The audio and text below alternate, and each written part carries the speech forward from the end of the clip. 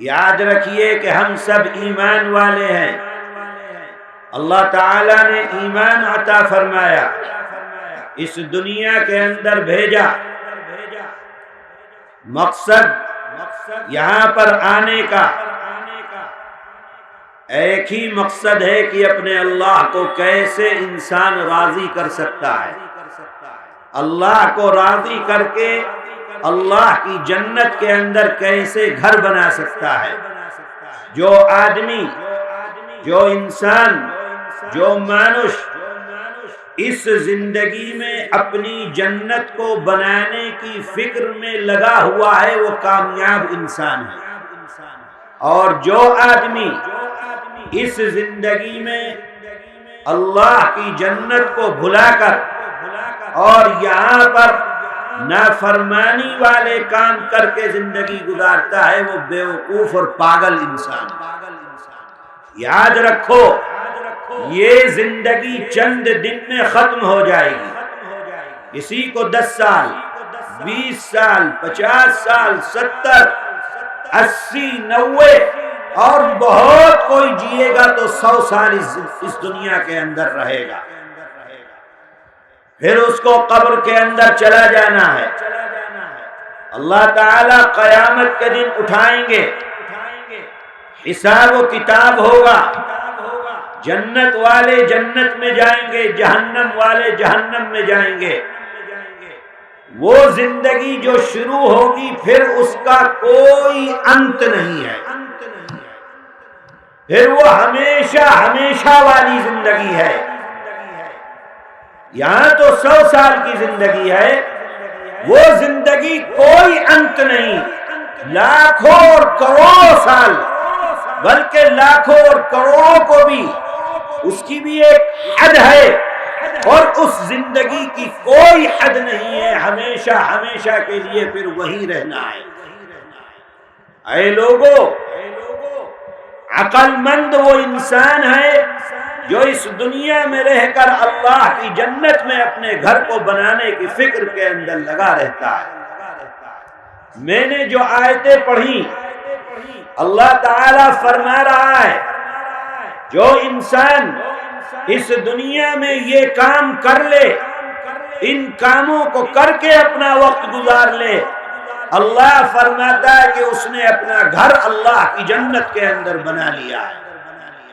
اے لوگو، اللہ کی جنت میں اگر گھر چاہتے ہو، اللہ کی رحمت چاہتے ہو، اللہ تعالیٰ کی طرف سے گناہوں پر مغفرت چاہتے ہو، اور یہ چاہتے ہو کہ جب ہم اللہ کے دربار میں پہنچے تو اللہ تعالیٰ ہمارے لیے بغیر حساب و کتاب اپنی جنت میں داخلے کا فیصلہ فرما دے، جو وہ لوگ جن کے بارے میں حدیث میں آتا ہے کہ اس امت محمدیہ علی نبی صاحب الصلاۃ والسلام کی امت میں 70,000 کے قریب وہ لوگ ہوں گے اللہ تعالیٰ جن کو بلا حساب و کتاب اپنی جنت کے اندر داخل فرما دیں گے۔ اللہ تعالیٰ ہمارا بھی شمار ان خوش نصیبوں کے اندر فرمائے۔ اس دنیا میں رہ کر وہ کاج کرو جو قرآن کہہ رہا ہے، فرمایا قد افلح، کامیاب ہو گیا، فلاح پا گیا وہ انسان۔ فلاح پانے کا مطلب یہ ہوتا ہے کہ انسان کی زندگی کے اندر کوئی دکھ نہ ہو، کوئی درد نہ ہو، انسان جس چیز کی خواہش کرے اللہ تعالیٰ اس کی وہ خواہش پوری کر دے، جو خواہش کرتا ہے وہ پوری ہو جاتی ہے، اور کوئی دکھ اور درد زندگی کے اندر نہیں ہوتا۔ اس کو کہتے ہیں فلاح پانا۔ یہ فلاح والی زندگی یہ دنیا کی نہیں ہے، اس لیے کہ دنیا کے اندر غم بھی ہیں، مشکلات بھی ہیں، تکلیف بھی ہیں۔ انسان جو خواہش کرتا ہے وہ خواہش اس دنیا کے اندر پوری نہیں ہوتی ہے، کوئی پوری ہو جاتی ہے، کوئی نہیں ہوتی۔ تو فلاح پانا اس دنیا کی زندگی کو فلاح والی زندگی نہیں کہا جائے گا، دکھ درد والی زندگی فلاح کی نہیں ہے، غموں والی زندگی فلاح کی نہیں ہے۔ وہ زندگی جو فلاح والی ہے وہ کہاں ہے؟ وہ اللہ کی جنت کے اندر ہے۔ اس لیے کہ جنت میں کوئی غم نہیں، جنت میں کوئی دکھ نہیں، جنت میں انسان جو خواہش کرے گا اللہ تعالی اس کی اس خواہش کو پورا فرمائیں گے۔ اسی لیے قرآن کہتا ہے اہل جنت جب جنت میں داخل ہوں گے تو کہیں گے الحمدللہ الذی اذهب عنا الحزن ان ربنا لغفور شکور۔ تمام تعریفیں اس اللہ کے لیے ہیں جس اللہ نے ہم سے غموں کو دور کر دیا ہے۔ تو غم دور ہونے والی جگہ جنت ہے، غموں سے پاک زندگی جنت کی ہے، خواہشوں کو پورا ہونے والی زندگی جنت کی ہے۔ اللہ تعالیٰ فرما رہا ہے قد افلح، کامیاب ہو گیا، فلاح پا گیا، جنت میں پہنچ گیا، جنت میں اپنا گھر بنا لیا۔ کس نے؟ من تزکا، جس نے اپنے آپ کو پاک کر لیا، جس نے اپنے آپ کو پاک کر لیا، جس نے اپنا دل پاک کر لیا، جس نے اپنے عمل کو پاک کر لیا، جس نے اپنے مال کو پاک کر لیا۔ اللہ فرما رہا ہے کہ اس شخص نے اپنا ٹھکانہ اللہ کی جنت کے اندر بنا لیا۔ کیا کرنا پڑے گا؟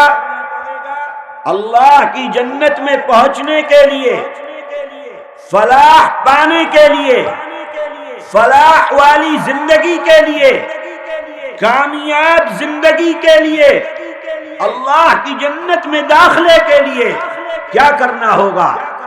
پاک کرنا ہوگا اپنے آپ کو، دل بھی پاک کرنا ہوگا، عمل بھی پاک کرنا ہوگا، مال بھی پاک کرنا ہوگا۔ اگر ہم نے ان تین چیزوں کو پاک کر لیا، اللہ فرماتا ہے کہ آؤ میری جنت کے دروازے تمہارے لیے کھلے ہوئے ہیں۔ دل پاک کس چیز سے؟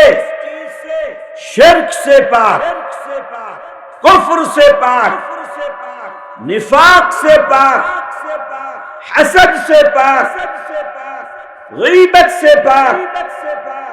کسی انسان کی طرف سے تمہارا دل دشمنی سے پاک، کینے سے پاک، دل کے اندر کسی انسان کی طرف سے خرابی نہیں، دل کے اندر کسی مسلمان کی طرف سے دشمنی نہیں۔ یہ دل اگر تم نے پاک کر لیا ہے، شرک اور بدعت سے پاک کر لیا ہے، کفر سے پاک کر لیا ہے، اے میرے بھائیوں، صرف پتھر کی پوجا کرنے والے ہی مشرک نہیں ہیں۔ اگر کوئی قبر پر یہ عقیدہ لے کر جاتا ہے کہ اس قبر کے اندر لیٹا ہوا انسان میری اس ضرورت کو پورا کر سکتا ہے، وہ بھی شرک کر رہا ہے۔ کسی زندہ کے پاس جاتے ہو یہ عقیدہ اور ایمان لے کر کہ یہ زندہ پیر یہی میری بگڑی کو بنا سکتا ہے، وہ بھی شرک کرنے والا ہے۔ اللہ کے علاوہ کسی پیر کو، کسی بڑے کو اگر تم مشکل کشا سمجھتے ہو، وہ بھی شرک کرنے والا ہے۔ اس دل کو پاک کرنا ہوگا، شرک سے پاک کرنا ہوگا، نفاق سے پاک کرنا ہوگا، کفر سے پاک کرنا ہوگا۔ نہ شرک جلی جس کو کہا جاتا ہے اللہ کو وہ بھی پسند نہیں ہے، اور شرک خفی جس کو کہا جاتا ہے جو پوشیدہ رہتا ہے اللہ کو وہ بھی پسند نہیں۔ دنیا کے اندر ایک گناہ ہے جس گناہ کی اللہ کے ہاں کوئی معافی نہیں ہے۔ بہت صاف اعلان قرآن کر رہا ہے ان اللہ لا یغفر ان یشرک بہ۔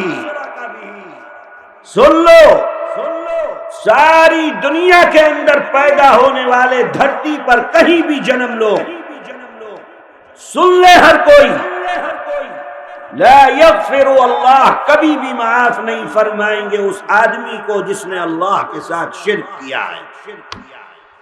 اللہ کی ذات میں کسی کو شریک بناؤ یا اللہ کی صفات میں کسی کو شریک بناؤ، اللہ تعالیٰ کو نہ اپنی ذات میں شرک پسند ہے نہ اپنی صفات میں شرک پسند ہے۔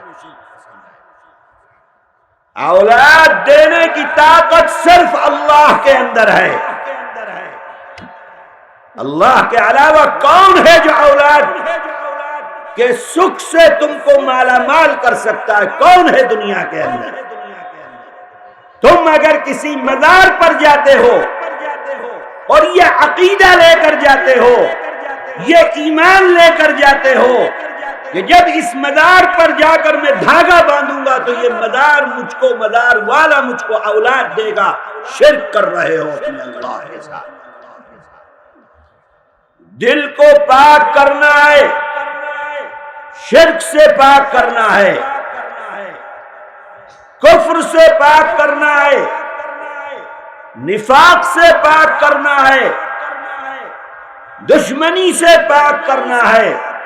آج ہر مسلمان اپنے دل کے اندر کسی نہ کسی کی طرف سے حسد اور دشمنی رکھتا ہے، بھائی بھائی کے درمیان دشمنی ہے، محلے محلے میں دشمنی ہے، پڑوسی پڑوسی ایک دوسرے کو دل سے قریب نہیں کرتے، ہر آدمی دوسرے کو نقصان پہنچانے کے اوپر لگا ہوا ہے۔ یاد رکھو، جب تک یہ دل تمہارا پاک نہیں ہوگا، صاف نہیں ہوگا، دشمنی، عداوت، بغض اور حسد اس دل سے نکال کر باہر نہیں پھینکو گے، اللہ کی جنت میں جگہ ملنے والی نہیں ہے۔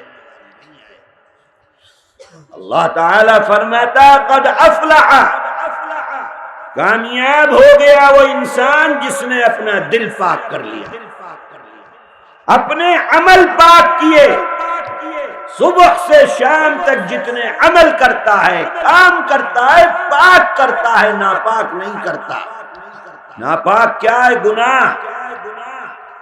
اللہ کے حق بھی ادا کرتا ہے، اللہ کے بندوں کے حق بھی ادا کرتا ہے، نماز بھی پڑھتا ہے، روزہ بھی رکھتا ہے، زکوٰۃ بھی دیتا ہے، حج بھی کرتا ہے، عمرہ بھی کرتا ہے، قرآن کی تلاوت بھی کرتا ہے، اور روز مرہ کے لوگوں کے ساتھ جو معاملات ہیں ان معاملات میں حلال کرتا ہے، سچ بول کر کرتا ہے، امانت ادا کر کے اپنا وقت گزارتا ہے، لوگوں کی بھلائی کے کام کرتا ہے، اللہ کے بندوں کے کام آنے کی کوشش کرتا ہے، اللہ کے بندوں کی مدد کر کے اپنی زندگی کو گزارتا ہے۔ اپنے عمل کو جس نے پاک کر لیا، اللہ فرما رہا ہے اس نے اللہ کی جنت کے اندر گھر بنایا۔ اے میرے بھائیوں، قرآن کی تفسیر کی محفل میں آ کر صرف بیٹھ جانا کافی نہیں ہے، صرف آنے سے کیا ہونے والا ہے؟ یہ عہد کر کے بیٹھو اپنے دل کے اندر کہ جو باتیں قرآن کی اور اللہ کے نبی کی حدیث کی ہم سنیں گے، اگر ہماری زندگی کے اندر وہ چیز نہیں ہے تو ہم اس کو اپنی زندگی میں لے کر آئیں گے، اس پر عمل کریں گے، تب تو یہ قرآن کی محفلیں سجانا، پروگرام کرنا، تفسیر بیان کرنا میرے بھائیوں کامیاب ہے۔